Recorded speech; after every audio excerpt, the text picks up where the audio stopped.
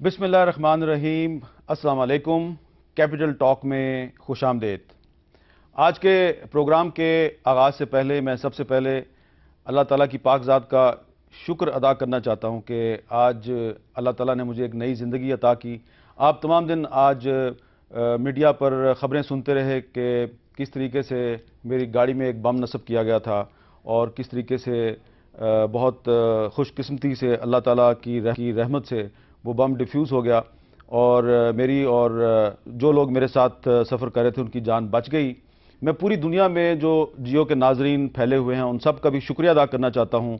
बहुत सी अहम सियासी और समाजी शख्सियात जिन्होंने आज रब्ता करके मेरे साथ इज़हार यकजहती किया, सबका मैं फ़र्दन शुक्रिया अदा नहीं कर सकता, लेकिन आप सबका और उन तमाम लोगों का शुक्रिया जिन्होंने इज़हार यकजहती किया, अपने पैगामात भेजे। और वो लोग जिन्होंने ये साजिश की और मेरी गाड़ी में बम नस्ब किया, मुझे पूरा यकीन है कि इस वक्त वो भी मेरी बात सुन रहे हैं। उनको सिर्फ ये कहूँगा कि आज ये साबित हो गया कि मारने वाले से बचाने वाला ज़्यादा बड़ा है। और ये साजिश क्यों की गई आप अच्छी तरह जानते हैं। ये इस तरह की जो वारदातें हैं ये पहले भी पाकिस्तान में हो चुकी हैं। हमारे बहुत से सियासी लोग, गैर सियासी लोग इस किस्म की वारदातों में अपनी जान खो चुके हैं, लेकिन ज़रूरी नहीं है कि इस किस्म के वाक़यात के बाद जो टारगेट आप अचीव करना चाहते हैं वो आपको मिल जाए। आज के इस प्रोग्राम में हम यही बात करेंगे कि ये सिर्फ एक फ़र्द की बात नहीं, मेरी तो आज जान बच गई, लेकिन पिछले कुछ दिनों में, पिछले कई सालों में पाकिस्तान के बहुत से लोग अपनी जान से चले गए, जिनकी तादाद हज़ारों में है। तो पाकिस्तान जो है वो एक गैर महफूज मुल्क क्यों बन चुका है और सिक्योरिटी की जो सिचुएशन है उसको बेहतर कैसे बनाया जाए। क्या मोबाइल फ़ोन, क्या डबल सवारी पर पाबंदी, क्या यही मसले का हल है या इस मसले का कोई और भी हल है? तो इस सारी सूरत हाल पर आज हम बात करेंगे। मैं ज़्यादा अपने आप को या अपनी ज़ात को फोकस नहीं करना चाहता, लेकिन क्योंकि आज ये एक वाक़या है, जो हमारे मेहमान जो हैं इस पर भी बात करेंगे, लेकिन मैं चाहता हूँ कि ओवरऑल जो सिचुएशन है हम उस पर बात करें। हमारे साथ आज मौजूद हैं जनाब अमीन शहीदी साहब, जो मजलिस वहदतुल मुस्लिमीन के डिप्टी सेक्रेटरी जनरल हैं, मारूफ आलिम दीन हैं। उनके साथ हमारे मेहमान हैं जनाब ब्रिगेडियर महमूद शाह साहब, डिफेंस एनालिस्ट हैं और फाटा के साबिक सेक्रेटरी भी हैं। उनके साथ हैं जनाब एयर मार्शल रिटायर्ड शाहिद लतीफ़ साहब, मारूफ डिफेंस एनालिस्ट हैं। फैसलाबाद में हमारे साथ मौजूद हैं साहबजादा फजल करीम साहब, कौमी असम्बली के रुकन भी हैं और सुन्नी इत्तेहाद कौंसिल के सरबराह भी हैं। और आज हमने अमीन शहीदी साहब को और साहबजादा करीम साहब को ख़ास तौर पर दावत दी है कि मुहर्रम का महीना चल रहा है। पिछले 2-3 दिन जो थे वो सिक्योरिटी सिचुएशन के हवाले से बड़े अहम थे। इस महीने में पाकिस्तान जो है वो एक बहुत ज़्यादा टेंशन का शिकार क्यों हो जाता है, इस पर आज हम बात करेंगे। अमीन शहीदी साहब, आपसे मैं गुफ्तगू का आगाज़ करूँगा। आप ये बताइए कि ये जो मुहर्रम के महीने में सिक्योरिटी मेजर्स लिए हुकूमत ने और मोबाइल फ़ोन पर पाबंदी लगाई, डबल सवारी पर पाबंदी लगाई, क्या यही मसले का हल है या कोई और भी मसले का हल है? बिस्मिल्लाहिर्रहमानिर्रहीम। सबसे पहले तो मैं आपको आज आपकी जान के बच जाने पर मुबारकबाद पेश करता हूँ और दुआ करता हूँ कि अल्लाह तबारक व तआला आपको भी, आपके साथियों को भी और हर उस पाकिस्तानी को जो पाकिस्तान को बचाने के लिए और लोगों के अंदर अवेयरनेस पैदा करने के लिए अपने अपने मैदान में जद्दोजहद कर रहा है, उन सबको अपने हिफ्ज़ व अमान में रखे और इंशाअल्लाह ताला उनको लंबी ज़िंदगी अता फरमाए। जहाँ तक आपके सवाल का ताल्लुक़ है, देखिए हम ये जानते हैं कि ये सारी की सारी चीज़ें कॉस्मेटिक हैं, सिर्फ मेकअप की हद तक। आप मोबाइल पर कब तक पाबंदी लगाएंगे, आप सिमों पर कब तक पाबंदी लगाएंगे, आप एक रास्ता बंद करेंगे वो 10 रास्ते मज़ीद खोल लेंगे। आप मोटरसाइकिल पर पाबंदी कब तक लगाएंगे, आप मोटरसाइकिल पर पाबंदी लगाएंगे तो वो गाड़ियों पे उतर आएंगे, वो साइकिलों पे उतर आएंगे, वो कोई और रास्ता तलाश करेंगे। मेरा एक सिंपल सा सवाल होता है अक्सर मीडिया के चैनल्स पर भी कि ये बताइए आप कब तक आले कारों को तो पकड़ेंगे, रोकेंगे, असल उनकी मां को नहीं पकड़ेंगे। जब तक असल मराकज़ को फोकस न किया जाए, जब तक उन तरबियत गाहों को निशाना न बनाया जाए, जब तक उनके मास्टर माइंड का रास्ता रोका न जाए, जब तक उनको सपोर्ट करने वाले और पैसे देने वाले और तरबियत करके उनके माइंड को तब्दील करने वाले लोगों पर आप हाथ न डालें, उस वक्त तक आप सिर्फ शाखों को काटने से क्या अपने आप को मुतमईन कर लेंगे कि हमने कोई बड़ा कारनामा अंजाम दिया है? आप इस वक्त तक जितनी भी गिरफ्तारियां हुई हैं वो सारी की सारी उन लोगों की हुई हैं जो मैदान में आए थे काम करने के लिए, लेकिन उसके पीछे जो लोग कारफरमा हैं उन पर आज तक हाथ क्यों नहीं डाला जा सका? یہ ایک بڑا سوال ہے. اب اگر آپ ان مراکز کو، چھاونیوں کو، کیمپوں کو اور ان مراکز کو جہاں پر ایسے لوگوں کی برین واشنگ کر کے ان کو تیار کر کے بھیجا جاتا ہے، کیا ہمارے اداروں کو پتہ ہے کہ وہ کیمپ کہاں پہ ہیں؟ مجھے اگر پتہ ہے تو ہمارے اداروں کو ضرور پتہ ہونا چاہیے، چاہے بلوچستان ہے، چاہے خیبر پختونخوا. اگر ایک عام آگاہ شہری کو معلوم ہے اور پھر وہ لوگ جو یہ لیبل لگا کر دندناتے پھر رہے ہیں ان کو اگر پتہ ہے اور تمام دنیا ان کو دیکھ رہی ہے، تو پھر یہ کیسے ہو سکتا ہے کہ ہماری فورسز کو نہ پتہ ہو؟ جی صاحبزادہ فضل کریم صاحب، میں آپ سے بھی یہی جاننا چاہتا ہوں کہ محرم کا مہینہ ہے اور اس مہینے میں تو مسلمان جو ہیں ان کو آپس میں ایک دوسرے کے ساتھ مذہبی رواداری کا، فرقہ وارانہ ہم آہنگی کا مظاہرہ کرنا چاہیے، لیکن یہ ٹینس ہم ہو جاتے ہیں. تو کیا موبائل فون پر پابندی، موٹر سائیکل پر پابندی، ڈبل سواری پر پابندی یہ مسئلے کا حل ہے، یا کچھ اور بھی آپ کے خیال میں، آپ کی رائے میں مسئلے کا کوئی مستقل حل بھی ہے یا نہیں ہے؟ بسم اللہ الرحمن الرحیم. سب سے پہلے میں حامد میر صاحب آپ کو مبارکباد دیتا ہوں. اللہ تعالیٰ کے بے پایہ کرم سے آج بچ بچاؤ ہو گیا، اور میں یہ سمجھتا ہوں کہ جنہوں نے یہ حرکت کی ہے یہ ایک بہت بڑی گنونی سازش ہے. اللہ تعالیٰ نے آپ کو اپنی حفظ و ایمان میں رکھا. آپ پاکستان کے ان جرنلسٹوں میں ہیں جنہوں نے ہمیشہ آزادانہ طریقے سے اپنے معافی ضمیر کا اظہار کیا، اسلام کی خدمت کی، ملک کی خدمت کی، جمہوریت کی خدمت کی. میری دعا ہے کہ اللہ کریم آپ کو اپنی حفظ و ایمان میں رکھے. جہاں تک آپ نے یہ کویسچن کیا ہے کہ یہ دہشت گردی اور محرم کا مہینہ، میں یہ سمجھتا ہوں کہ دہشت گردوں کے کینار روٹس کو کاٹنے کی ضرورت ہے. حکومتیں چاہے وہ صوبائی ہوں یا مرکزی حکومت ہو، وہ مصلحتوں کا شکار ہیں. حکومتیں ایسے گروہوں کو، ایسے طبقات کو، ایسے گروپس کو جو ڈائریکٹلی یا انڈائریکٹلی ملیٹنسی کے اندر مبتلا ہیں، ان کو بے نقاب کرنے کے لیے تیار نہیں ہیں. حد تو یہ ہے کہ محرم کے مہینے میں پیس کمیٹیز کے اندر بھی پورے ملک کے اندر، ڈسٹرکٹ ہیڈ کوارٹرز کے اندر، ڈویژن ہیڈ کوارٹرز کے اندر ایسی شخصیات کو بلایا جاتا ہے جن کا ڈائریکٹلی انڈائریکٹلی بینڈ آرگنائزیشن کے ساتھ تعلق ہے. کیا بینڈ آرگنائزیشن کے ساتھ تعلق رکھنے والے افراد یا پرسنالٹی یا شخصیات جو ہے وہ پیس کے لیے کام کر سکیں گے؟ میں یہ سمجھتا ہوں کہ یہ ممکن نہیں ہے.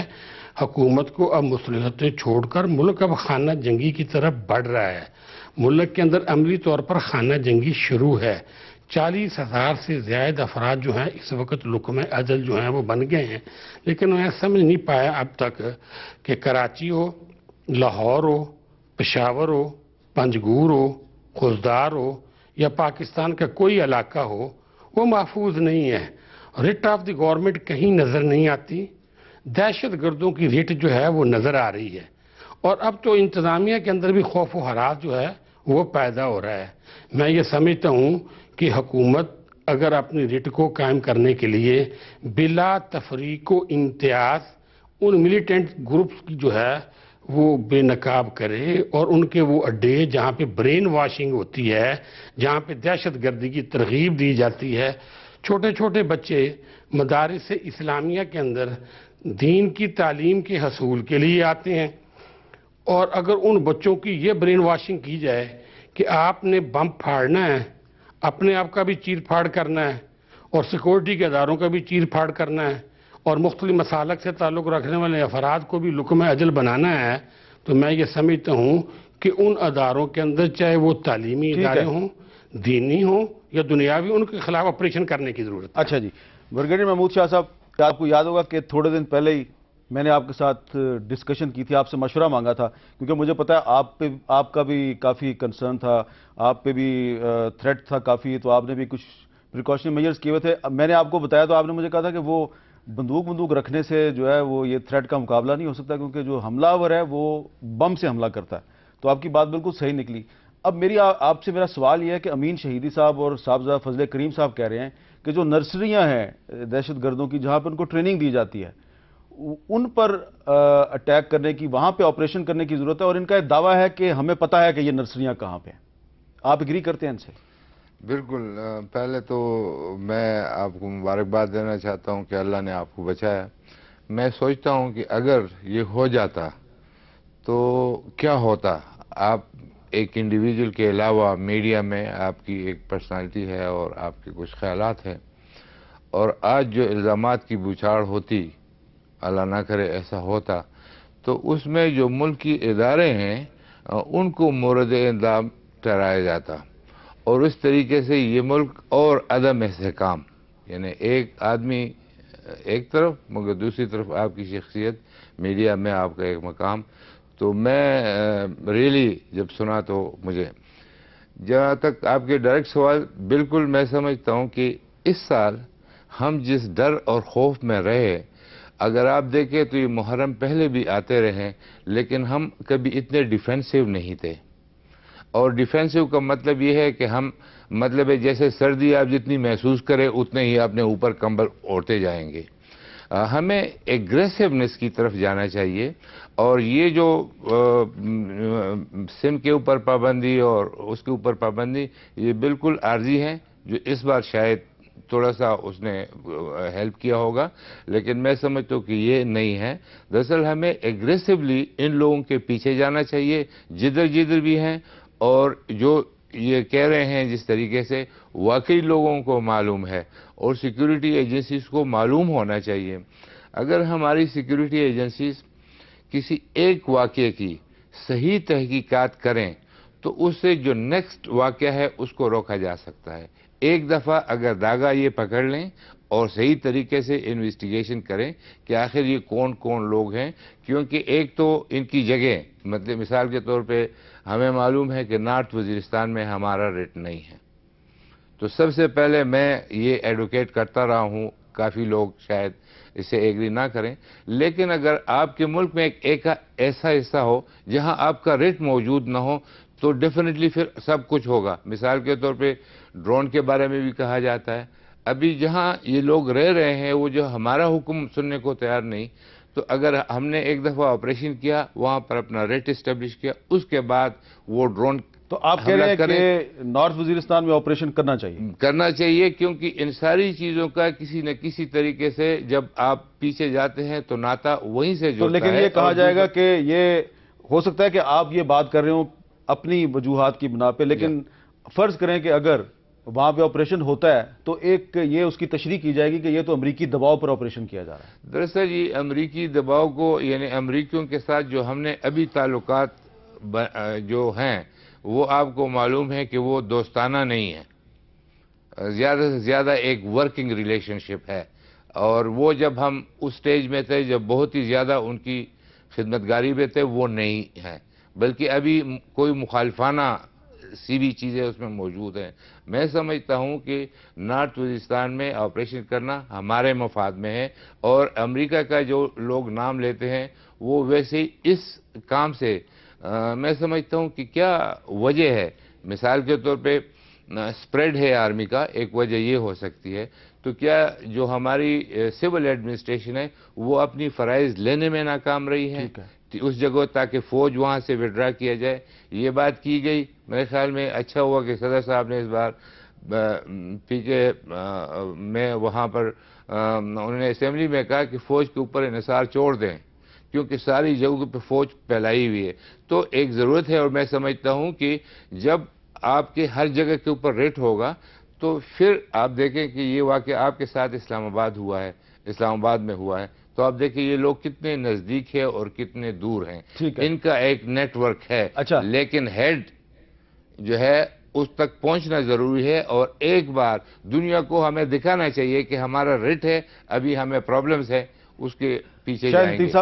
شاہ لطیف صاحب, رحمان ملک صاحب وارن کر رہے ہیں, آج انہوں نے بڑے کلیئر لفظوں میں کہا کہ اگلے 3-4 مہینے میں پاکستان میں بہت دہشت گردی کے واقعات میں اضافہ ہو سکتا ہے, کچھ اہم شخصیات کو نشانہ بنایا جا سکتا ہے. پچھلے دنوں قاضی حسین احمد صاحب پر بھی حملہ ہوا تھا, تو وہاں جب وہاں بات کر رہے تھے جس جگہ پہ وہاں میں بھی کھڑا تھا, تو صحافیوں نے پوچھا کہ یہ کون لوگ ہیں, تو انہوں نے کچھ اشارتاً بات کیا ہے, مجھے کوئی زیادہ کلیئر سمجھ نہیں آئی. میں چاہتا ہوں کہ آپ ذرا ہمیں سمجھائیں, ذرا ان کی بات سنیں, رحمان ملک صاحب نے کیا کہا. पाकिस्तान पे वो हालात आए हुए हैं कि पाकिस्तान को हर सूरत कुछ ताकतें डिस्टेबलाइज करना चाहते हैं। आपके मैंने प्रोग्राम देखे जिसमें आपको पता है कि हमारा दुश्मन जो है पाकिस्तान में न्यूक्लियर नहीं देखना चाहता। मुझे ये बताएं कि यहाँ पे हरीपुर की पहाड़ियों तक वो जालमान पहुंच चुके थे, तो क्या शरिया वो यहाँ लाना चाहते थे? वो जाहिर उनका मकसद कुछ और था। जिस तरह काउंटर किया हमारी आर्मी ने, किस तरह काउंटर किया आपकी हुकूमत ने, मैं इसमें मीडिया को आप एक मुजाहिद की हैसियत से देखता हूं। इसलिए मैंने परसों इनका नाम पाकिस्तान के सिपाही का नाम दिया है। इसलिए दिया है कि आप खड़े होते हैं खुले आम, कोई पता नहीं कौन सा बम आना, कौन सा रॉकेट आना है। तो शाहिद लतीफ़ साहब, उन्होंने कहा कि कुछ ताकतें पाकिस्तान का जो न्यूक्लियर प्रोग्राम है उसको नहीं देखना चाहती हैं। अब पता नहीं कौन सी ताकत है और वो क्या वो ताकतें पाकिस्तान में ये दहशतगर्दी के वाक़यात में मुलव्वस हैं। मैं चाहता हूं इस पर आप अपना तज़िया पेश करें, लेकिन एक छोटा सा वक्फा और वक्फे के बाद दोबारा मिलते हैं।